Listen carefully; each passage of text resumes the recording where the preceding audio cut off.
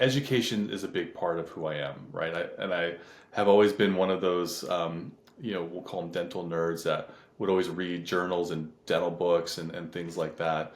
And I have so much value out of what that gives to people. And so as I was progressing on in my career and just seeing again the impact that the smile transformations were having on people and seeing all the different ways that this was being done in the profession and all the misinformation and all the information patients would come in with that just made no sense.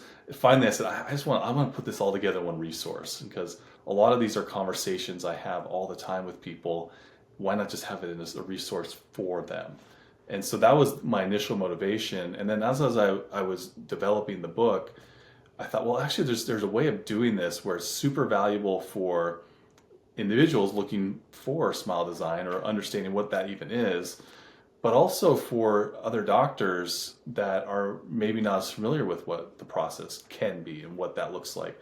Because we're really not trained to do this in dental school. We're not. Even at USC, where I went to, which is one of the best in the country, and we had incredible faculty there, the training on this part of dentistry was minuscule. And so I thought that having another resource for other doctors would be valuable as well.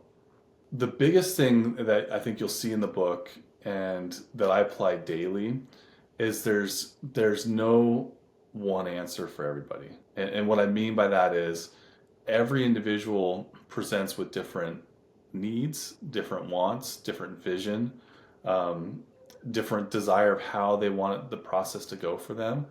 And you really can't cookie cutter this approach. And so that is, I think, a message that I try to make really clear in the book. And it's something that I certainly every day remind myself of that, despite thousands of these cases that I've done, each person is different. And I need to respect individuality as I'm going through it. When you think about our society, and this is it's a bit of a sad statement, but if you think about in Hollywood, for example, in movies, when they want to make someone look evil or dumb, they always have bad teeth, right? I mean, that's part of what is done there. And unfortunately, we get labeled by things like that.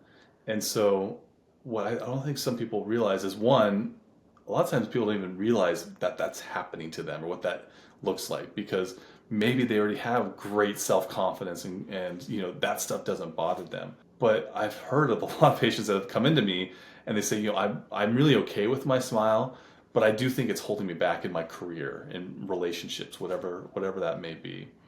And so for them just to understand the psychology behind a smile and why it's important and that there are really great resources to make significant differences that aren't very involved, I think empowers people to create a better life for themselves, honestly. I try to be very thorough and comprehensive in the book. And I think that's the ethos of what we are about at Peninsula Center Cosmetic Dentistry.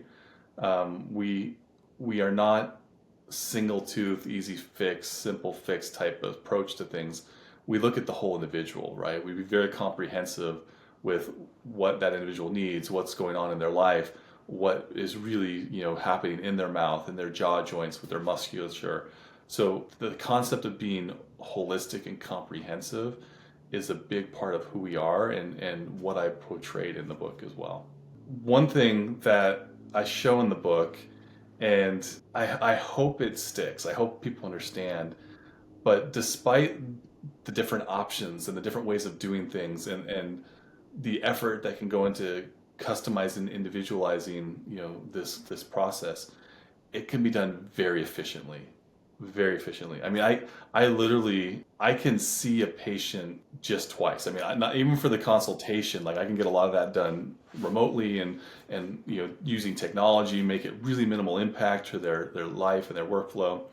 And literally just having my hands in their mouth at two different visits and it's done, right? It can be that simple and can be done that quickly.